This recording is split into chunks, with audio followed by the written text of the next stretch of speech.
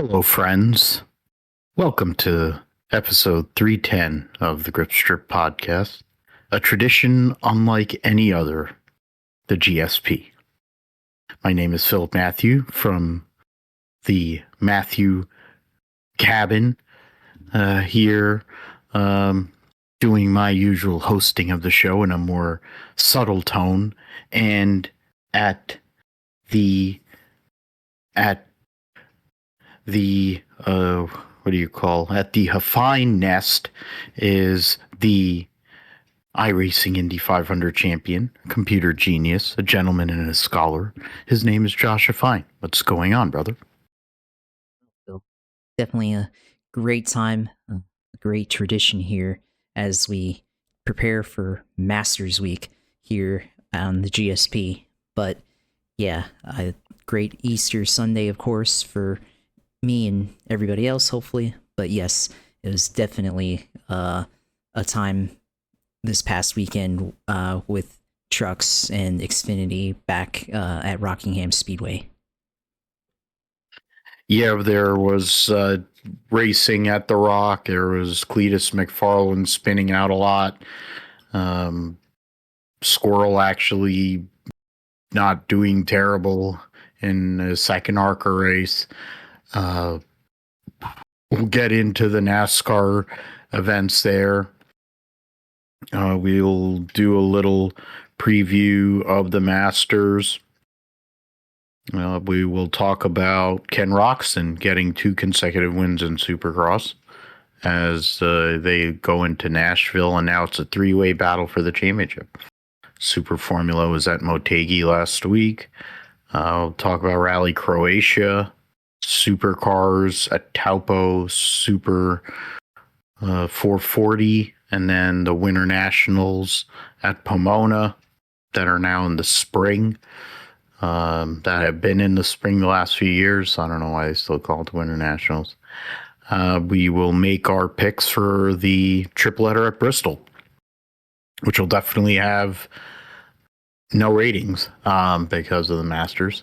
You'll also have, you had bowling yesterday. That was Spencer Robarge getting his first career win over his former teammate at Wichita State.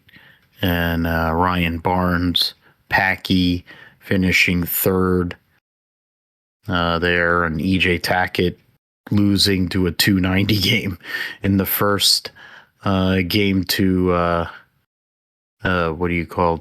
Chris Vi, but they'll be in New York this week, coming on early, but it'll creep into the Masters coverage, so I don't know how that whole thing works, but yeah, we'll make our picks for all 3 NASCAR series. Joshua will tell us about everything going on. Excuse me. See you in iRacing, gaming, in the sim segment, and then we'll call it a day. So yeah, we will start with the Oreilly event at Rockingham Speedway. The North Carolina Education Lottery 250. Now Rockingham, because of where they used, I don't know where they measured the track or how they measured the track in the past, but now the way they measure the track, it is less than a mile in length, which is interesting. It's 99/10 of a mile, 94/100 of a mile oval there, but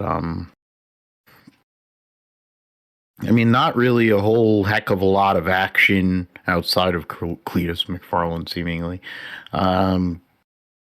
You had Corey Day going out there, winning both stages, led the most laps, started on pole, looked like he was trying to be like his mentor, Kyle Larson, in getting a first win at the Rock.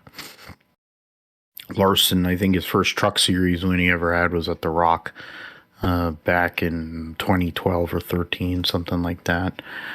You had Brent Cruz out there, had pace, but then had issues later in the day. I think there were pit road problems. Same thing happened with Jesse Love. He's always been fast at Rockingham both times they've been there. Just based on the takeaways from Downforce Danny. That's his new name. Danny Stockman literally changed his name on Instagram to Downforce Danny because of Cleet and them. So they led laps. You had a few guys. There really wasn't a whole lot of movement in the top 10. Of the 10, the drivers that finished in the top 10, 9 of them scored some stage points, or at some point during the day. Sammy Smith had stage points in stage 1, the winner from last year after Jesse Love got DQ. Jeremy Clements had stage points in stage 2, Cruz and then Jesse Love, but there were only 6 leaders in the race, 4 with double-digit lead laps led. But for it essentially was the tale of two races. At the start of the day, it was Corey Day. Then there was a pit stop kind of sequence there. Then it went to Brent Cruz, and then flipped over to William Sawalich, who, after what has been a pretty difficult baptism by fire, so to speak, in Oreilly, Xfinity, wrecking a lot, struggling. It looked like he turned the corner in the fall last year, has had a rough start to the year, but went out there and led the last to 79 laps of the race to go and get his first career win. Going out there and nearly getting, he was 5 points away from a perfect score because of the stage points. So I mean, he was up front. He was lurking. Utilized strategy, utilized the way the cautions landed in his favor, and in the grand scheme for him, he's had bad luck a lot, as I mentioned, but in this case, with a lot of stuff going on around him, there wasn't that many cars. There was only 2 cars that fell out of the race. So he was having to go through lap traffic. He was having to avoid some really slow vehicles. He was having to avoid people who were out of control. But William Sawalich, Joe Gibbs Racing in general looked really good on Saturday. I mean, Cruz finish is not indicative of where or how good he ran. Sawalich, Buckshot Jones, Allgaier, Rajah Caruth, they all qualify for the Dash for Cash as well. Carson Quapple, Sheldon Creed, Taylor Gray, Parker Retzlaff, another great run at Rockingham for him. Ryan Sieg and Day, who lost track position but was able to come back up there. But LeVar Scott there, top 15 finish for him, just behind his teammate Brennan Poole. Nathan Bird, who was back there with Cleet and I think got into him or was moved by him or whatever, somehow or another came all the way back up to 16th. 21 cars were on the lead lap. Among those, LeBay, Williams, J.J. Ely, and Andrew Patterson. But yeah, Josh, Sawalich, JGR, after what has been a slow start to their 2026 Oreilly Series campaign, have a solid run, and now all 3 of their regular drivers are currently in the chase points cutoff. So, I mean, but for Sawalich, getting that first win, getting that monkey off his back is huge. Yeah, it's a huge deal for him, of course. First or second year here in the Oreilly series, right? Been around in the trucks for a bit as well in ARCA, and seemed like he had a lot of talent in ARCA, of course. Not so much in trucks, but and definitely we thought he was a big talent, or a lot of people thought he was a big talent in ARCA series, and now here in the Oreilly Auto Parts series. Of course, last year, terrible luck throughout the year and outside of the playoff now. But now, with this win, of course, it's an opportunity for him to get things back on track, of course. And of course, when, at Darlington or at Rockingham, a track that, is hard on tires and you need good handling, good aero, a really good car. They brought a good car for him, of course, and he was able to hold the lead up front and stay there. So, the team, obviously for the 18 team and the 20 Joe Gibbs racing cars, able to stay up front after second stage there. Corey Day, of course, dominated this race in the first half. First two stages looked like he had a lot of speed, but then after, that second stage there, seemed like he wasn't able to be up front. Of course, bad pit stop after the second stage, and then every caution after that seemed like he had a bad pit stop that kept him down in the running order until the end there. So, as much as William Swalich first win, I also look, Corey Day, really fast car as well. So probably had a race winning car at one point during that race too. So still improvement for him, of course, as they can continue to improve on things, and really for both teams. So great win for Swalich. Now he's up to 11th in the point standings here. So only one win, 3 top 10s on the year, but Joe Gibbs Racing can continue to improve. They can continue to climb up in the standings like that, and everything. So, solid day at Rockingham, as a Xfinity or as a Oreilly Auto Part Series only weekend with the trucks. So, bit of a refresher back to the kind of the old days of everything, and you kind of see Rockingham being a old school track, all the cars slipping around there with heavy tire wear and all that stuff. So that was pretty fun to see, of course. And obviously for Garrett Mitchell, aka Cleetus McFarland, of course, for him, first Oreilly Series debut here in this series, and to do it at a track like Rockingham's pretty tough, of course. But obviously a lot of testing has gone on, a lot of preparation has gone on, and made his debut here, and had a couple of issues there, but he was able to finish the race in one piece mostly. So still, it takes a lot. Of course, coming from somebody that doesn't really have a lot of stock car experience, and putting him into the hardest track that you can, says a lot about his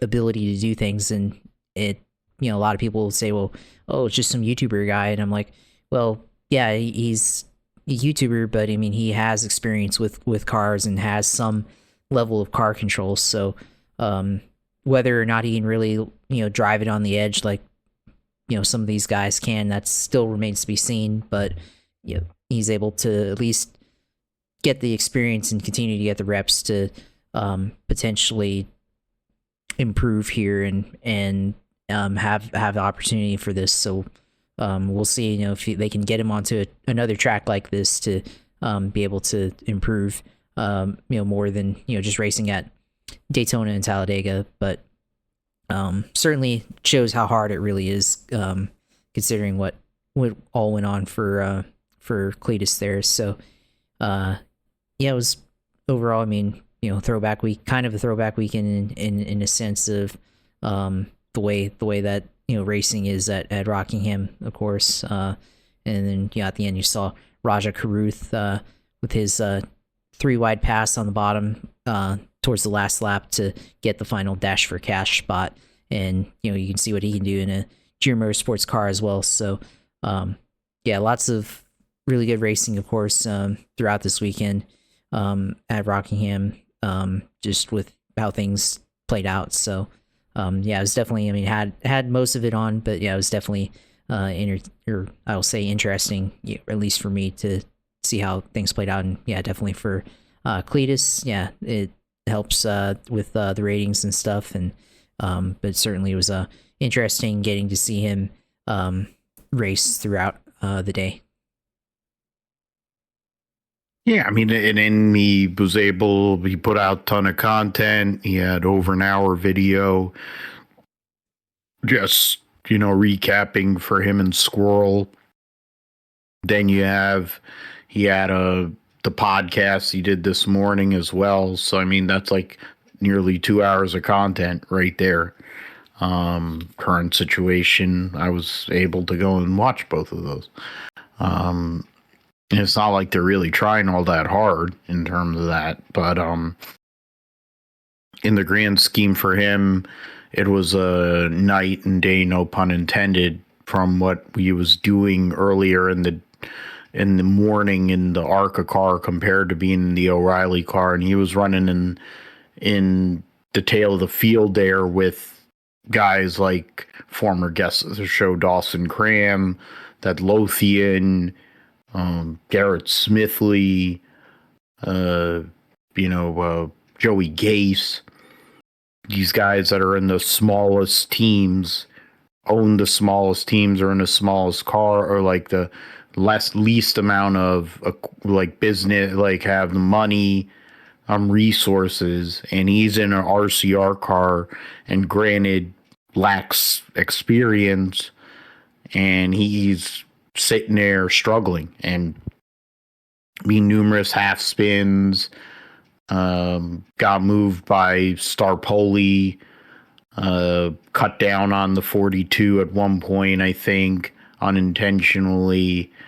But whether, I think Danny Lawrence came out in one of these stories, I think it was on motorsport.com, that Danny Lawrence came out and said they may make him run Kansas to clear him for Talladega. And I think that's the same situation for Squirrel, George Siciliano, at least for the ARCA race, of course. I mean, for Cleet, there's an added pressure thing, and I was thinking about this. Like, he loves Talladega and Daytona and all that crap, but it's like, he would be driving an RCR car at Talladega. That literally is a car that will qualify up front, and he's liable to find himself in a similar position as to what he was in at Daytona, in a truck with the Nice Motorsports. He got in a 3-wide pack, got loose, and wrecked 7 laps into the race. So, I mean, there's the notion of similarities, especially considering the equipment. They win every freaking plate race. I get that that's his favorite track, or one of his favorite tracks, but maybe there's something to be said that NASCAR is finally trying to reform their process. And they're using these two guys because the fact is they can get clicks and views, because Cleet has such a following, that they're utilizing those guys as the test pilots or test dummies for, rising up the ranks and actually doing it the right way, instead of some of these bums that have, cut checks, or, the ladies that,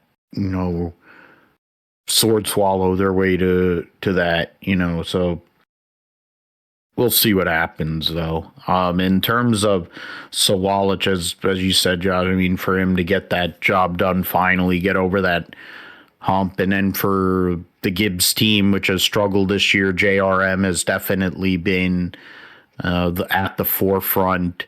He still had 3 cars in the top 5, and then 4 in the top 12. So, I mean, it's not like they're going away. Allgaier is uber consistent. It's going to be very difficult to beat him in a points championship that emphasizes like showing up every week and getting the most points. So we'll see what happens with that. Allgaier up by 126 points on Jesse Love. 5 points further back is Sheldon Creed. Austin Hill is fourth. Corey Day is fifth. Carson Quapple sixth. I mean, honestly, there's 49 points from second to eighth. So it actually is pretty close. Once you get past Justin Allgaier, they have a really good points battle there. It's only, 30 or 29 points between second to sixth. So it's still an actually pretty interesting battle, but you could see the difference, at least for Quapple having to jump between cars. It's more apparent with Rajah Caruth. When he's in the 88 car, he seems to be, at least a step forward or above than when he's driving the Jordan Anderson stuff. So currently 10th in points. He's only 1 point ahead of Sawalich, just, of course, won. And then he's 12 points ahead of Taylor Gray. The bigger number for him, though, is Sam Mayer, who had issues again on Saturday, and is 42 points behind there. So, yeah, so 47, 42 points behind Rajah Caruth there. So we'll see what happens at Bristol this coming weekend. Move forward to the trucks, and Corey Heim, for a second time this year, gets a win. He's only run 3 races, and he's won 2 races. He's got 3 stage wins. He's tied in points lead with Caden Honeycutt, his teammate, who's run 2 more races. I'm not so sure how great I'd feel knowing that I have a teammate that has only shown up for 3 races and beating me in points, but hey, whatever. We got the results here of the Black's Tire 200. Have to mention that Chandler Smith got DQ'd again. I feel like he got DQ'd in this race last year too, but a little bit more movement in this race compared to a little more variety in terms of point scorers amongst the top 10. Or maybe no, that really wasn't that much movement. Corey Heim gets the win, leads the most laps, won both stages. Caden Honeycutt was second, caught up to him late in traffic, trying to make a move there. Lane Riggs third, Friesen fourth, Enfinger fifth. Ankrum, Corey LaJoy with the Dodge team, the Ram taking over for Daniel Dye, finished seventh. Ty Majeski got second in both stages, finished eighth. Jake Garcia started on pole for a second year in a row, finished ninth. Cole Butcher's teammate 10th, so 3 Thor Sport trucks all there. Then after that, Landon Lewis got a point in stage 1. Tanner Gray got points in both stages and led 17 laps, so finished 16th. Gio Ruggiero ended up 17th. Daniel Hemrick 24th, and Parker Eatman 26th. Those are all the stage point scorers. Issues for Carson Osavar. He had multiple issues during the day. Adam Andretti had a wreck. And then Chandler Smith, who got DQ'd there. But I mean, this right here is Corey Heim. Last year he completely demolished the truck series, Josh, and as long as you put him in a truck with Tricon Garage, it's going to be pretty hard to beat him. I know that what is it? Freddie said that they're front loading his schedule because I think they're going to be putting him more in the Cup car here as the season moves forward. Which we'll see how that goes because, of course, when you have Reddick running as well as he is, but then you're kind of seeing certain inconsistencies with Bubba and then the 35 car being terrible, how that'll work. But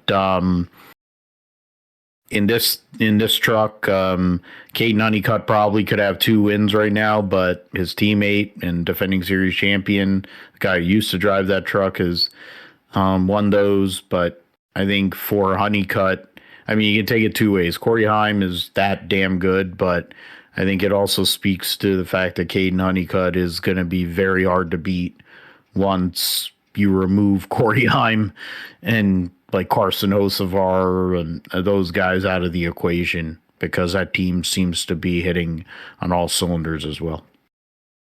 Yeah, I mean, for Corey Hyman, it's nothing we don't already know what he can do in the Truck Series. And for one thing, his point position or in the Truck Series, it just shows the amount of points that you can get for winning and how winning even one race helps you in this point system. So yeah, it just shows how much winning rewards you if you do it, and he's been able to do it twice now and also have top 5 under his belt. So yeah, for him, he doesn't have anything more to prove here in the Truck Series, but still has an option later. Potentially, like you said, he may have more opportunities in the 67 and then the Cup Series later this year. So hopefully he can get those opportunities here. Kind of a shame he doesn't have at least Riley Auto Part ride full time, because that would definitely help him there. But we've seen him be able to do stuff in the Cup Series as well, and he hasn't really had any issues there. So why not just have him in the Cup car as much as they can? So without doing the 4-car team, I mean, they'll have to figure out a way to keep him in that fold there. Perhaps maybe moving on from Riley Herbst there, but yeah, he should be in the Cup Series now, or at least in Oreilly Auto Parts. But I mean, even guys like Carson Hocevar, who basically didn't compete in the Oreilly or the Xfinity Series at the time full time before going into the Cup Series. So definitely for guys like that, who are uber talented, they can potentially skip a series and just go right into Cup. So yeah, it shows how much talent he has. And of course, Caden Honeycutt, I mean, you could just think of this as the first actual winner besides Corey Heim there. So yeah, Caden obviously is the points leader here, but still able to lead a lap here. But yeah, for Honeycutt, solid finish and being able to at least get a lap led there. So I guess that's good for him. But yeah, I mean, there's not really too much other things you can say. I mean, obviously Truck Series at Rockingham, and had 8 cars on the lead lap, so that just shows you how much of a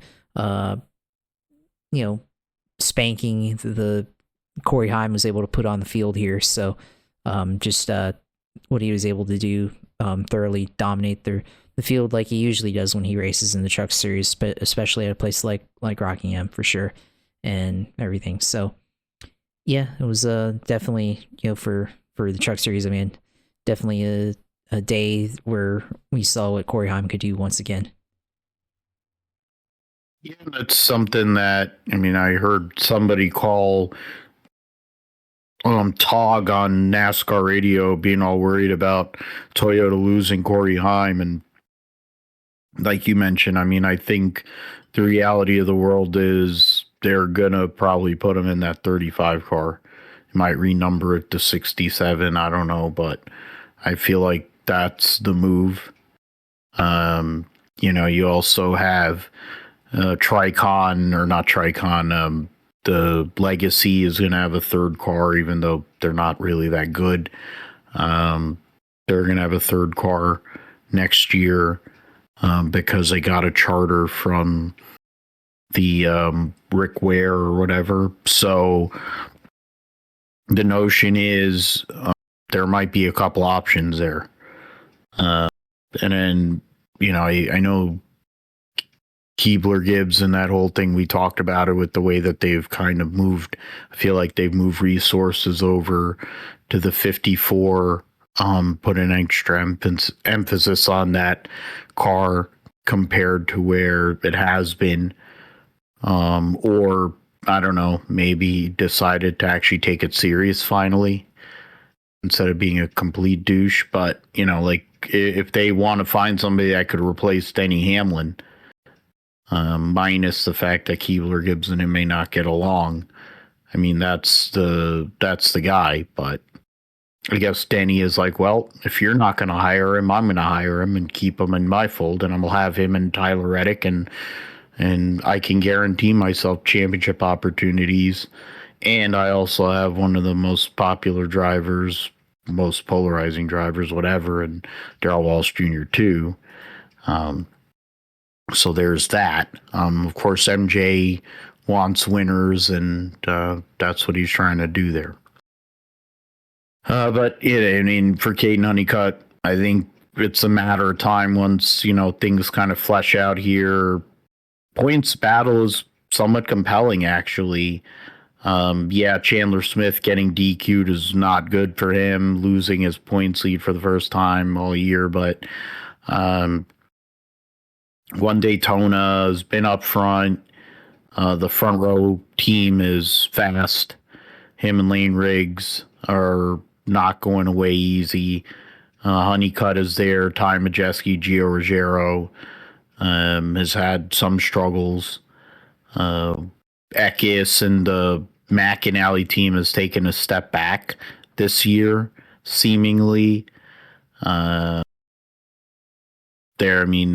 You have Hemrick struggling right now. He's only 18th in points.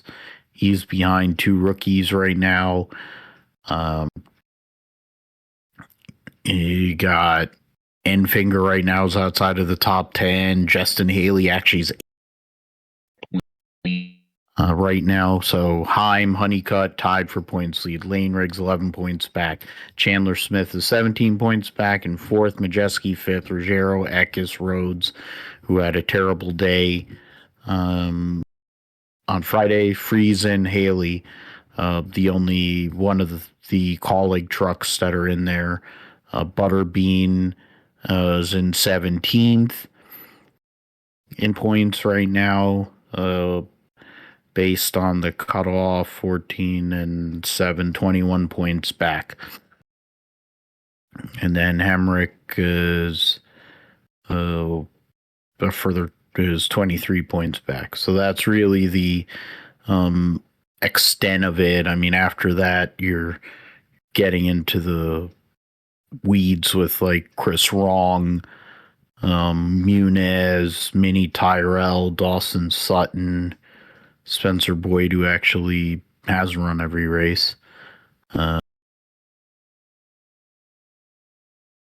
Corey LaJoy has run 3 races, but this is the first race I think he decided to declare for points. So that's something that's interesting that we'll have to kind of watch now, because he's 70, 84 points out of 10th.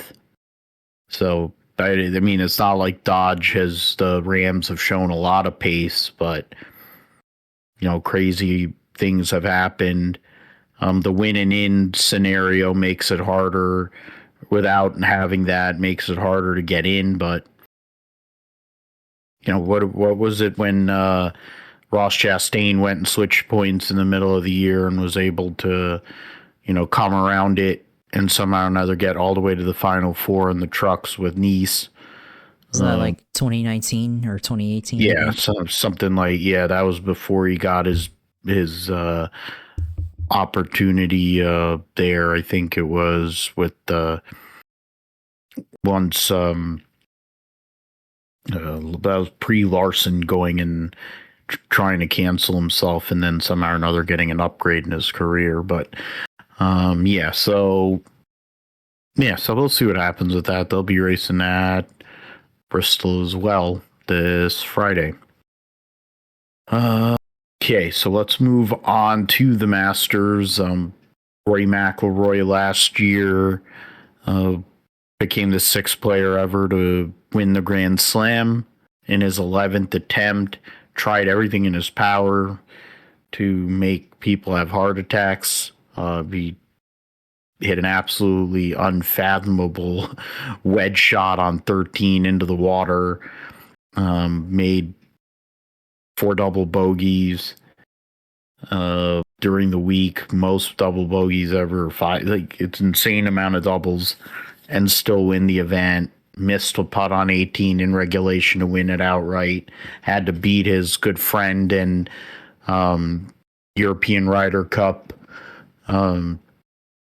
compatriot Justin Rose in a playoff to go and get that done.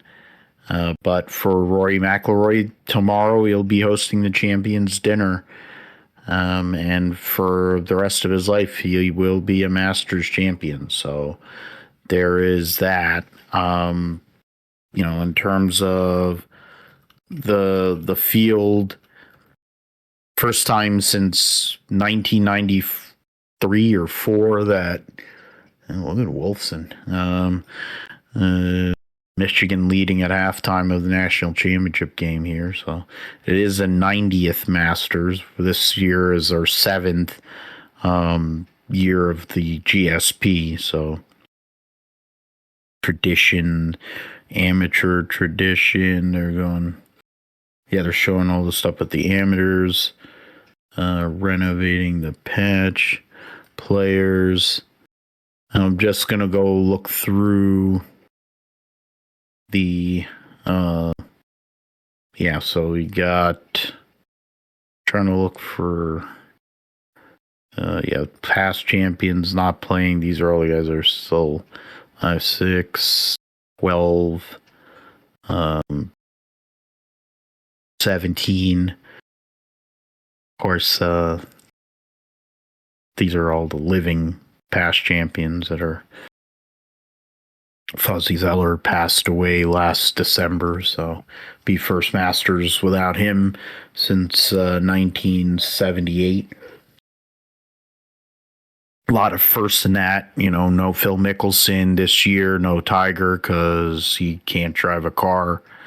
And all the pictures of him during that stop are quite damning, to the point where they had to let him go out of the country to go and get help for substance abuse or whatever he's got going on. But you look at some of these guys that would be possible favorites. You have to, of course, Scotty, 2-time winner, coming off now his wife. They just had their second child last week, so he's pretty fired up. You have to look at some of these other guys. A couple of Jersey guys here. Chris Gotterup, Jacob Bridgman, who won early. Both of them have won earlier this year on tour. But they're young. They don't have as much experience at this course, so it might be harder for them. I would look at. It'll be hard for Rory to repeat. I have a hard time believing he's going to repeat. I think if Colin Morikawa was healthy, I definitely would be putting a lot on him, but he isn't healthy, and it seems like he's still kind of laboring with his back issues, so there is that. Going through this field and trying to look for somebody. You've got the guys that are the former champions. Can never count them out. Can never, You got Xander there. He hasn't put it together this year as of yet. Jordan Spieth, he's another one, former champion. I mean, I look at JT. I think if there was one person I think would probably be a favorite that I would be looking at, New York player and Cameron Young. He won the Players Championship and showed a lot of mettle there. Has never won a major as of yet, been close before. It could be an opportunity for him this week, amongst other guys. It's a wide open field this year. More coverage will be on Amazon Prime for a couple of hours on Thursday and Friday as well. So we'll see what happens with that. See some of these other players, see what they can do. Of course, I'm always rooting for Akshay Bhatia, or as they say, Akshay Bhatia. Be rooting for him, the lanky left-hander who drives at miles. And this course has been very, very kind to left-handers over the previous 25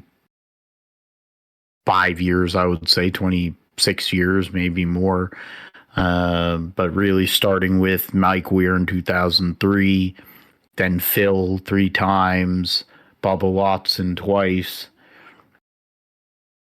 It's definitely been kind to left-handers, and there's a few really strong lefties that are out in this event. So opportunities for some of those guys, and we'll see. But we'll definitely talk about it next week and more in what happened in the tournament, the Masters tournament, in more detail. Okay, let us move to the roundup. So, roundup here, Supercross was at St. Louis, the old stadium where the Rams played, the Dome at America's Center. It was an East-West shootout. In the West Heat, Hayden Deegan won by 13.2 seconds over Max Voland and 15.2 seconds over Hunter Yoder. Those are 2 Club MX Yamahas. 250 East, Cole Davies won his heat over Seth Hamaker by 5 seconds, and then Cody Schock, Dover, Delaware, Pennsylvania. And then Nicholas Romanos from Queens. Damn. Interesting. So yeah, those are your the podium finishers in the heat races. And heat race 1, Justin Cooper got the win over Cooper Webb, his teammate Chase Sexton. There was not as many big names in that heat. In heat 2, Ken Roczen gets the win over Hunter Lawrence. Eli Tomac was 5th. Malcolm Stewart there was 3rd. Jordan Smith actually 8th in the 250 East-West showdown. Hayden Deegan goes out there, gets the win by 15.6 seconds over the East leading Cole Davies, his teammate at Monster Energy Star Racing Yamaha. Seth Hamaker finished 3rd. Nate Thrasher 4th. Ryder DeFrancesco 5th. There. So then for the 250 West, Hayden Deegan gets the championship, locks the championship up with 2 rounds to go. He's won 6 races, and the other 2 races that he didn't win, he finished 2nd and 4th in those. Levi Kitchen is 3 points out of Max Anstey. Ryder DeFrancesco is 4th. Then you have Max Voland in 5th. In the 250 East, it's actually much more competitive. Cole Davies, 11 points out of Seth Hamaker there. Still a compelling battle. but Davies has won 3 times and second in 2 other races. Hammaker has a win, 1 second and 3 thirds. Both of them have been pretty consistent. Joe Shimoda got hurt during the heat race on Saturday, so don't know what his circumstances are. The 450 main event, Ken Roczen gets the win by 13.3 seconds over Justin Cooper. Hunter Lawrence was third. Eli Tomac was sixth. You got Malcolm was eighth there. The Supercross Championship now. Eli Tomac is tied with Hunter Lawrence for the points lead, and Ken Roczen with 2 consecutive wins, a second in the last 3 races. He's finished second, first, and first, and hasn't finished out as his worst finish of the season is 10th. He has 3 wins. Hunter Lawrence has 3 wins. Eli Tomac has 4, but he's been trending downward ever since winning at Daytona again. Second, third, fifth, sixth, the last 4 races. So 3-horse battle here going into the next round. The next round will be at Nashville. They'll be racing Nissan Stadium. Then they'll be in Cleveland, Philly, Denver. So 1, 2, 3, 4, and Salt Lake City, 5 rounds to go. Left in the season, so plenty of time need to perform there. So get through that. Move over to Super Formula. I don't know if it'll be in English. Super Formula Championship. See if this loads. It decided to spaz out on me. Trying to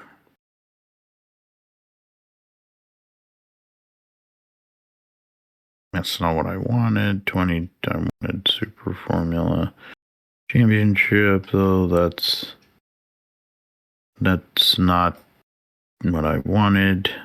26. There you go. Then go through 4th and 5th. So for Haku, Ota, and then Sakaguchi was second. Ayumu Iwasa currently third in points. Fukuzumi was fourth. Currently, Ota won both races there, so there was a couple of top 10s for Iwasa, Ren Sato. You got go through some of these. Yeah, Juju Noda amongst a bunch of drivers that didn't score points there. The less than 75 were due disruptions due to rain, so they only gave half points. The non-Japanese drivers, Luke Browning, the best of those right now, finished 4th in the second race. He's 5th in points. Zach O'Sullivan, 9th. Igor Fraga, 10th in points. Sasha Fenitraz, 12th. Roman Stanek has a half a point, and Charlie Wurtzen getting 8 points there. Probably last time to talk about it too. We'll move to Rally Croatia, WRC. 3 days until the Rally Croatia, which is I think there's cobbles, cobblestone, and so Efren Evans, Oliver Solberg, Takamoto Katsuda coming off of his first win, Sami Pajari for Toyota, then in Hyundai, Formeau, Thierry Neuville, former champion Hayden Patton will be driving the third car. And Armstrong McElrain for M Sport. That's the 9 Rally 1 cars that'll be in the field. So that is, I'm trying to see. So it is it is a pavement, so it's a tarmac rally. So I'm surprised that Ogier isn't in this race, but I guess Toyota doesn't want to screw over one of their guys that actually is in the championship for the whole season. Supercars will be back this week. The Taupo Super Sprint. Let me move this supercar. Yeah. Waters at the Conquer New Zealand and winless streak. Taupo Super 440. Taupo International Motorsports Park for the first of the New Zealand doubleheader. Trying to remember what this circuit used to be named. Taupo for the third time in a historic debut in Christchurch.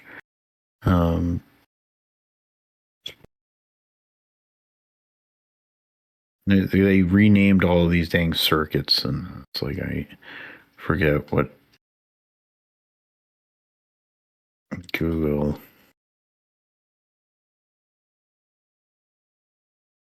Previously known as Bruce McLaren Motorsports Park. Okay. Feel like it was. Oh, it was Taupo. Okay. Well, I guess I'm wrong. All right. That's fine. I'm wrong all the time. We'll go to the drivers' standings heading into this weekend's event. Brody Kostecki leading the points by 28 over Cam Waters. Brock Feeney is third. Matthew Payne is fourth. So 4 Fords up there. Kostecki and Feeney have 3 wins apiece. Feeney has 2 poles. Kostecki has 1. Anton De Pasquale, the lead Chevy, with the win and a pole. Jack LeBrock. Ryan Wood, the leading Toyota. Kai Allen, James Golding, and then defending champion Chaz Mostert, rounding out your top 10. Move over to the NHRA, Mission Foods Drag Racing Series. The Jim Campbell Racing Densham Motorsports. Oh, okay. Jim Campbell. Campbell's in front of funny car, but is now embraced for a strikeout later this year. Densham. Okay. So I guess Jim Campbell still hasn't been able to get his car together.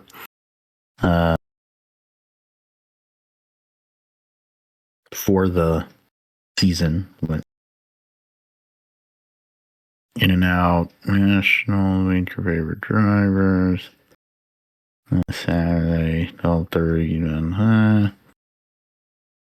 all event schedule. And what are the? Oh, they're showing the. That's a drag strip right there. All the people they're interviewing, all that stuff. This website, man. I gotta tell you, you gotta help some people if you're gonna make a website like this, man.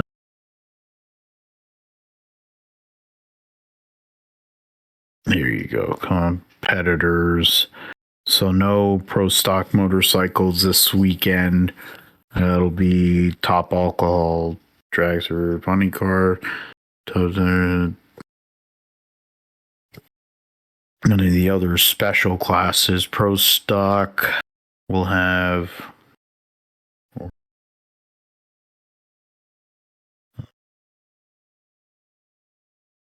19 cars for 16 spots. Dave Connolly actually driving for Cody Coughlin.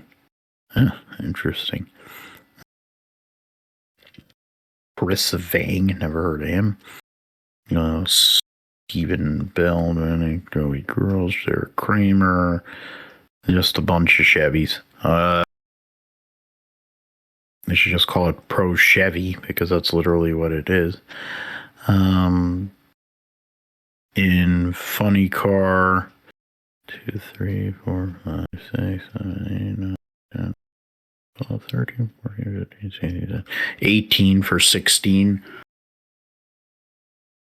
You got 2 or 3 people that aren't regulars there, but got Austin Prock wanting to go and make a statement after not making the race at Gainesville. Spencer Hyde there driving for Jim Head. Chad Reen, who won the Gator Nationals. You got Jordan Vandergriff, Jack Beckman, and DeJoria, of course, the 3 drivers for John Forst, Cruz Pentagon, trying to win this is the 1,000th funny car event ever, so it'll be interesting to see who can go out there and get this in the 75th year of the NHRA, so who can go get that. The top field looks a little lighter there, 4, 5, 6, 9, 10, 11, 12, 13, yeah, so there's somebody, whoever qualifies number 1 will get a bye into the second round.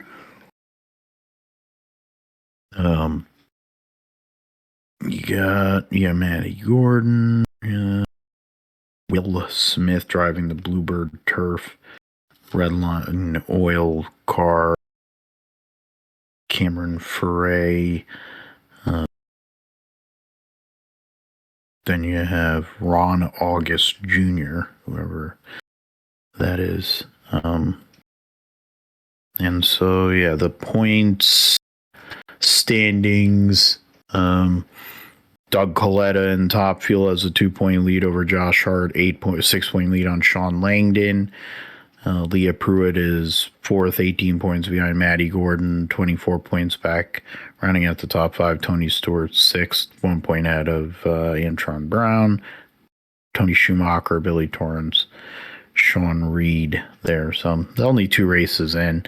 Funny car, Chad Green, 18-point lead on Spencer Hyde, Ron Capps, J.R. Todd, Matt Hagan.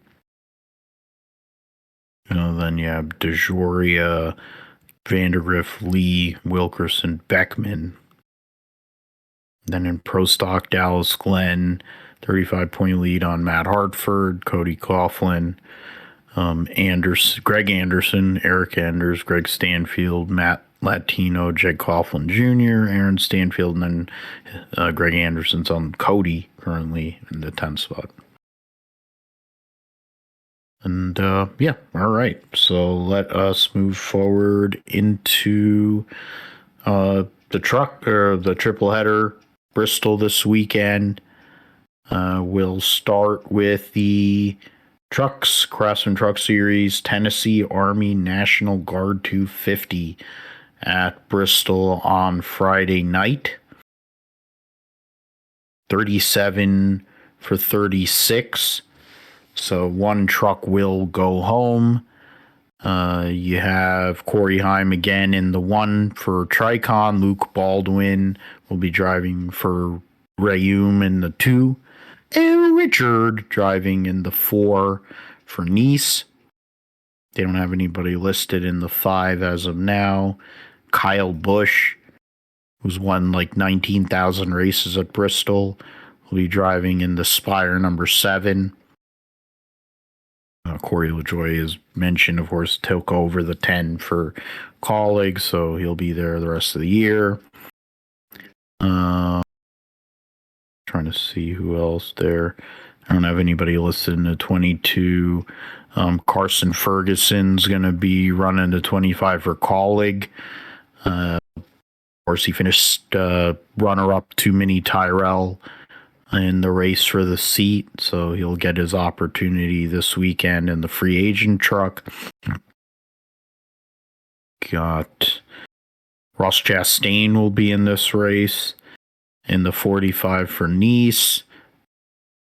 Got Christopher Bell in the Halmar Friesen 62. Daniel Suarez in the number 71 for Spire. Carson Hocevar driving the 77. Justin Carroll already withdrew from the event. So one truck's going to go home.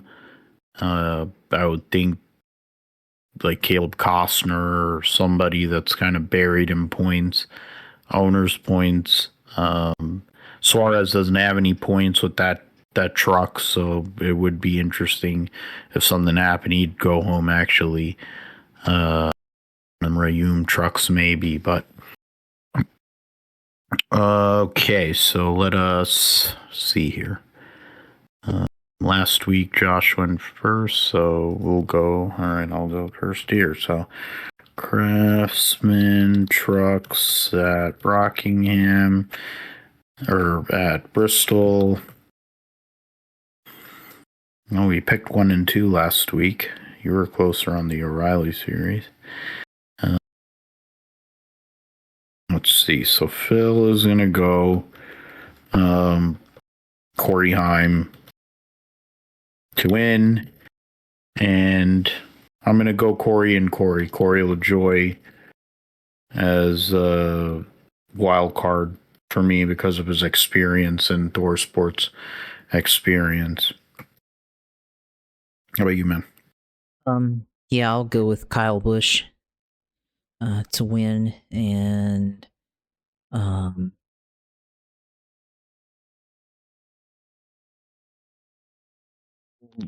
Oof, bad shit.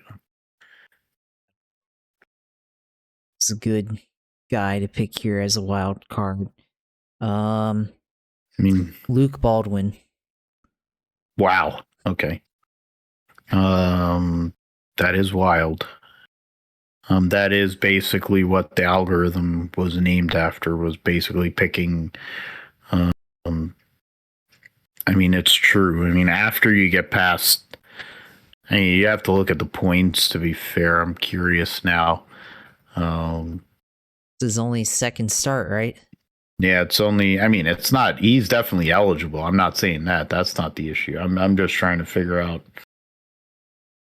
what theoretically, because you got 17, 18, 19, 20, 21. Yeah, there's like 21 drivers that have run every race this year, so it's really 11 once you get past like Tyler Ankrum. Yeah.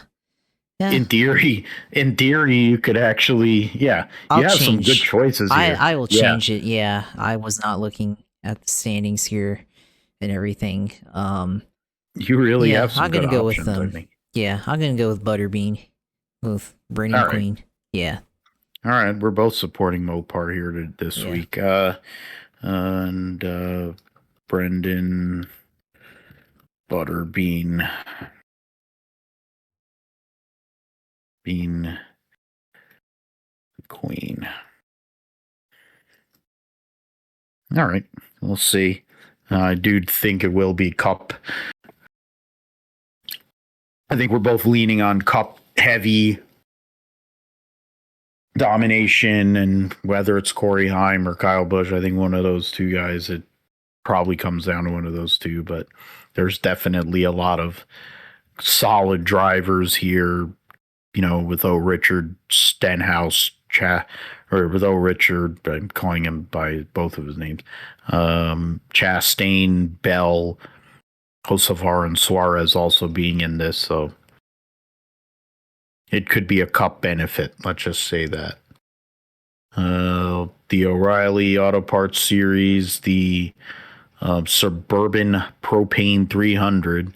If I could go and do a Hank Hill voice, it would be perfect for this. 38 for 38. Nobody's going to go home. 25 still not back, so who knows what's going to happen for Nick Sanchez. It sounds like their situation with that team probably going through a restructure. Trying to go through some of these here. The 74 is in. They have them, so they're as a field filler there. So I don't know. It probably will be Dawson Cram. Zilich is in the 1 this week with Rodney Childers. The 5 for Hettinger doesn't have a driver as of yet. Got Carson Quapple in the 9 this week. Brent Cruz gonna run out the rest of the season trying to make it in after missing a few races because of being too young. Then you have, what is it? Raja back in the 32s for Jordan Anderson. Not sure he'll be in the 35 this week. Could be Joey Gase, but got Logan Bearden in the Youngs 42. And Kyle Larson will be in the 88 for JRM.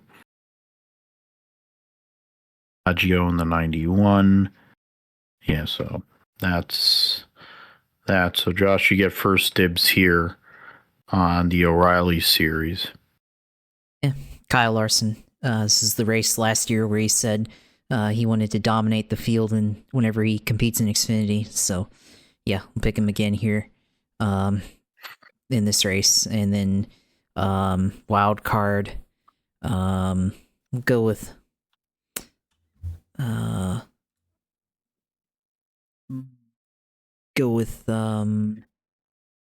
Brent Cruz here in the 19.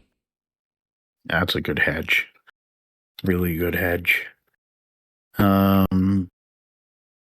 Because he hasn't run every race anyway, so I mean that sense alone he's eligible, and then I think they've enough drivers there. He's still eligible that way too. Because what is it? You have 19, 5, 26, 27. Nick's, yeah, so it's 27. So I would say like Nick Sanchez would have been 28, so it would have been 14. But yeah, so he's eligible either way for at least for a couple more races. Top 13, it would be 13 there. So, yeah. So for me, I am going to go with I'm going to go with Carson Quapple.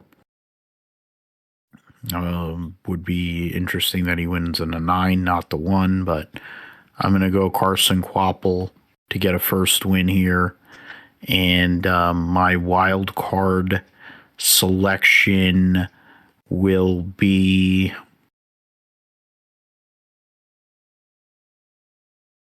I'll go Harrison Burton. So, yeah. So, let's go over there. So, Phil goes Carson Quapple to win and Harrison Burton all card. Cup Series at Bristol. Go into like the Food City 500.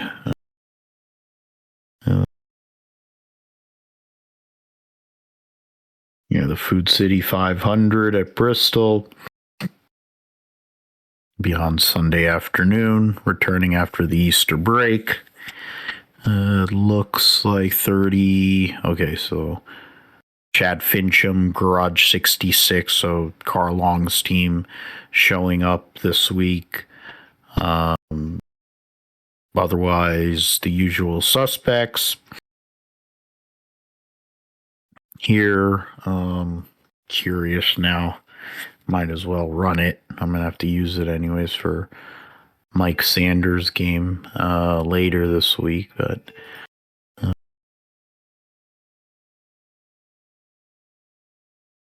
curious about this. Oh, okay. Yeah, so I'll pick Larson, for the Cup Series race here. Dirk sweep. Yeah, Kyle Larson to win, and then my wild card would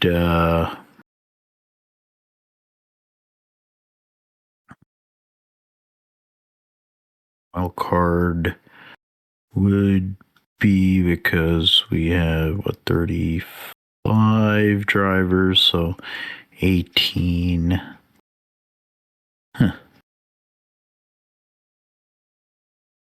I really could pick Chase Briscoe. I keep on picking him. I'm going to pick him until it breaks the damn curse. That's what I'm going to do. Manifest. I like it. So Chase Briscoe wild card. Josh, you get last call here. Plenty of good candidates out there. The likes of Dennis Hamlin, Chris Bell, amongst others. So I got the Denny Hamlin I beat your favorite driver win diecast right here from 2023. Yeah, when he beat Kyle Larson and everybody else. So, yeah, I will pick Denny Hamlin to beat everybody's favorite driver once again at Bristol here in the spring race. So I'll pick him to my wild card, and as my winner. Sorry. And wild card, we'll go with just double check. Go with Eric Jones. All right, and that Jones boy. Wild card. All right. So yeah, we'll see how it goes at Bristol this week. Of course, for the Cup Series, they'll be on a pretty long trek in terms of the schedule from now until the end of July. They'll be racing every single weekend. So Cup Series will be going for a while. Oreilly Series is going to have an off week after Nashville, and then one in July, as they're going to have a few weeks in the summer there. So really chill. I mean, basically it gets choppy after the race at Atlanta in July. They have like 4 off weeks and like 6. It's going to be goofy, but right in the heart of baseball season too, and right when training camp is. Schedule for the trucks. They've had a few off weeks. They'll run these 2 weeks, then they're going to have a couple weeks off, then they're going to run 6 weeks in a row with the trucks, then an off week, 1 race, and 2 off weeks and 3 races. Yeah, so I mean the truck series will be a little bit more. The one wonky race will be the naval base Coronado deal there, and then actually the truck series Chase is pretty consistent in terms of them only having 1 off week in there, so they've made the schedule somewhat more logical there. Josh, your time to shine. Tell us what's going on in the world of iRacing, gaming, and the sim segment. Yeah, obviously, for iRacing this week, Bristol on hand for NASCAR series, the Cup Oreilly Auto Part and Truck Series, obviously. For other oval series, we got NASCAR Gen 4 at the Martinsville Speedway. The 87 cars at Michigan this week. The IndyCar Oval Series is at Las Vegas this week. The IndyCar Fixed Formula Series is at the Miami International Autodrome for some reason. Indy NXT and the IndyCar, I think iRacing IndyCar Series are at Long Beach Street Circuit this week on there. Let's see what else. Sports cars got Production Car Sim Challenge at Adelaide Street Circuit. Got the Toyota GR86 at Tsukuba Circuit this week. iRacing IndyCar or IMSA iRacing Series at Algarve this week. GT3 at Spa this week as well. LMP2 Prototype Challenge also at Algarve this week too. Let's see, Michelin Pilot Challenge at Donington Park. Formula Car side, Formula Fords are at Summit Point Raceway this week. Formula V is also Summit Point Raceway this week. Super Formula at Mugello. Super Formula B at Hockenheimring this week. Formula A at the Nürburgring here this week. So got all of that. The big event that's supposed to be this week is the IMSA Classic 500, which is reviving the classic 500-mile race at, I think this was originally a Road America thing, but for some reason they switched it to Laguna Seca. But yeah, part of the IMSA GT Championship in 1979, so racers get to experience the excitement of racing the Nissan GTP ZXT or the Audi 90 Quattro GTO. So that's the big special event team event here this week. In sports car on iRacing this week. Let's see, anything else this week in iRacing happening? Yeah, as mentioned already there. Yeah, think that just about covers it. Yeah, for iRacing. So yeah, we'll get back into it this week, of course. iRacing, and all other kinds of sim racing, of course. Yeah, of course, you can follow the iRacing streams at uSailor2 on Twitch, and you can go on there and see all the streams, of course. My personal Twitter page at JP Huffine on Twitter. You can go on the Gripster Podcast YouTube page and see our shows there. And then, of course, my personal photography page for racing and launch photography at Josh Huffine Photography on Instagram. So, yeah, of course, a tradition unlike any other, the GSP. Of course, glad to be in it. I don't know if we'll go for 90 years. If we'll have lots of advances in technology and human health if we're somehow around here for 90 years.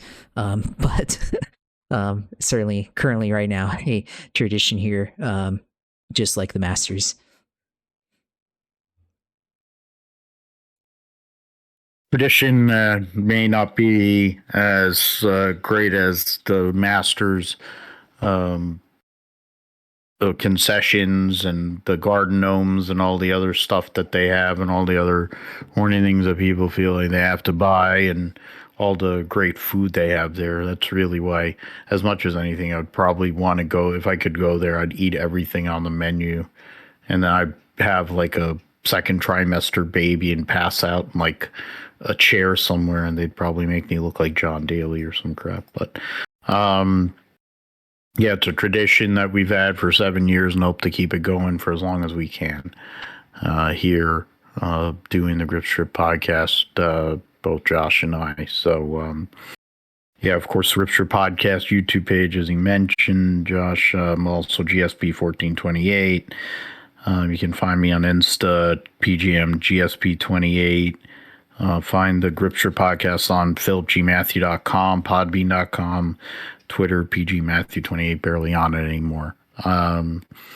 We'll be back next week for episode 311 of the GSP. We will talk about all of 3 major NASCAR series at Bristol last week, and then the other racing in the roundup. We'll also go and preview the Grand Prix at Long Beach, IndyCar, NASCAR up in Oreilly will be at Kansas.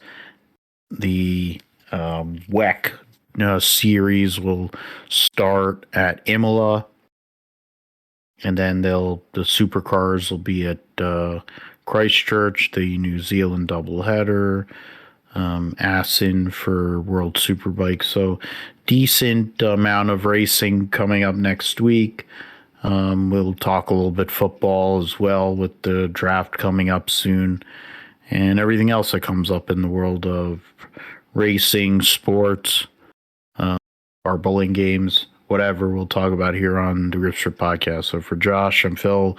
Please like, comment, subscribe. Also check me out at the Motorsports Reports. And yeah, thanks for listening, and we'll see you next time.